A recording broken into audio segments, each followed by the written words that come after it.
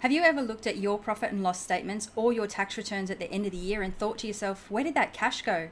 Managing your cash is critical to the financial health of your business. And the key to running a business is to having more cash today than you did yesterday. And if that's not happening, we need to find a way to get your cash flow back on track. My name is Cherie, and I'd like to welcome you to the 60/40 Cash Flow series.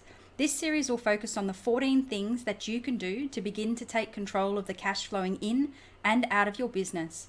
Over the past 15 years, working with my accounting practice clients, I've helped hundreds of small business owners to work less, earn more, and to create a business that supports the lifestyle that they want.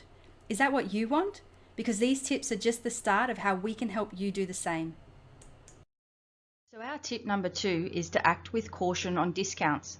Discounts might seem like an easy way to improve your cash flow, but it does come with a sting in the tail if you aren't using them properly. To use discounts properly means that you absolutely must know your margins. This is both your gross profit margin and your net profit margin. Why both? Because if you've done any type of break-even calculation, then you'd be taking the total of all of your fixed costs and dividing them by the contribution margin of the product. Now, contribution margin is just a fancy way to say the total sales that you get from the product less the cost to produce it. You'll see that if you offer a discount, then you're changing your contribution margin, and this can lead to a significant overall change in the number of units that you now need to sell in order to cover your fixed costs.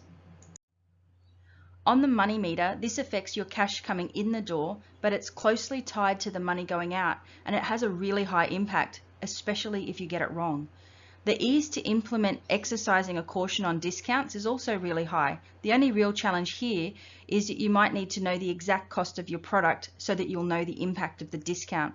Then you simply make a choice about how you're going to implement discounts in your business. We've heard too many stories of people desperate for cash who aggressively discount with no awareness of their margins. And while it might lead to a short-term sugar hit of money in the medium term, this can do some real damage to your business. Now, you might be making sales, but making a loss at the same time. Here's an example of a price discount table. This table demonstrates the impact of a discount on sales volume. What this means is how much extra you need to sell in order to make the same pre-discount profit. Now, this doesn't say that you shouldn't be discounting your product. It just highlights the impact of doing so.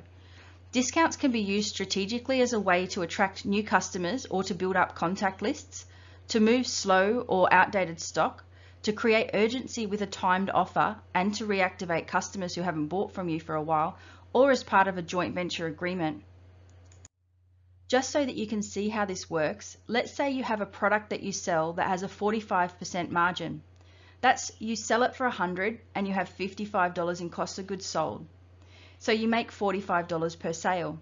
The target is a gross profit margin of $1,000. You need to sell 22 items to make that money.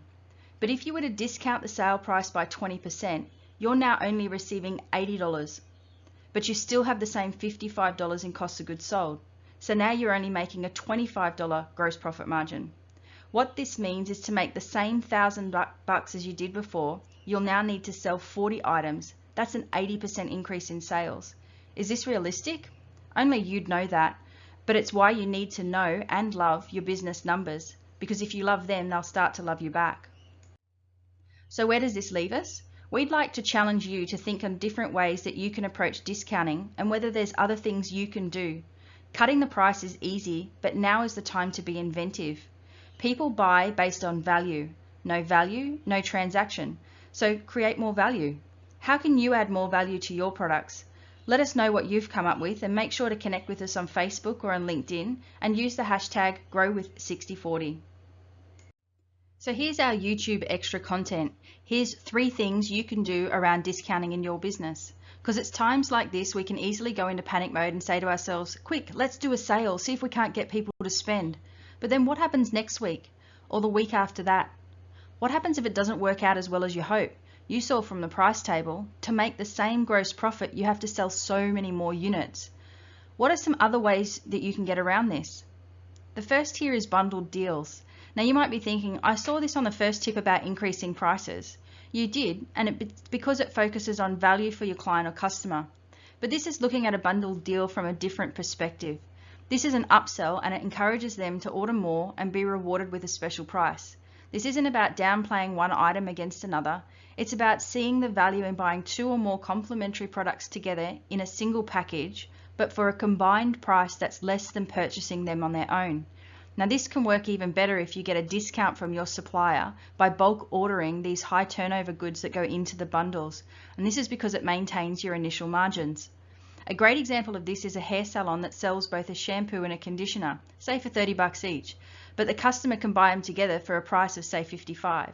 Taking this one step further, it might be that you could still sell the shampoo and conditioner together for $60, but add in a free detangling comb, and that might only cost you $1 or so.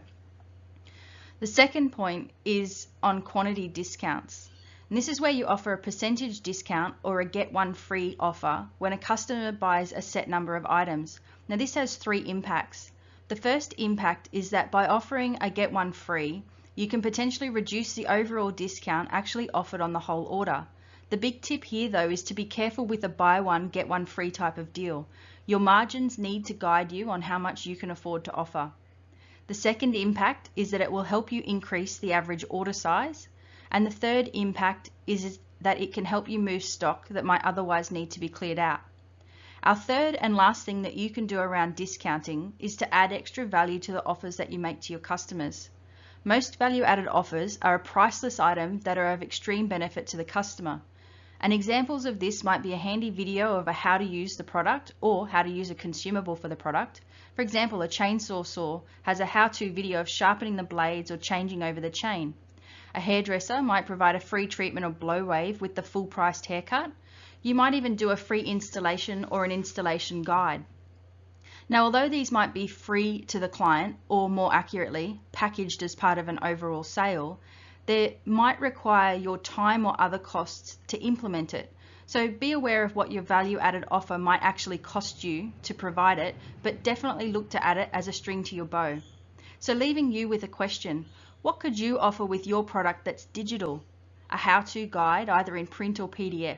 That's something that could be reproduced with a minimum of cost and almost no time on your behalf. And make sure you let us know because we'd love to hear all about it. Thanks for listening to this tip in our cash flow series. We've got more to come, so keep an eye out for them as they're released on our social channels, or sign up for our email list where you can get a fast pass to access these tips and more. So just head on over to our site at www.6040.io/cashflow and get your access today. So there's 14 tips in total in this series, and we'd love to have you back. Have an awesome day.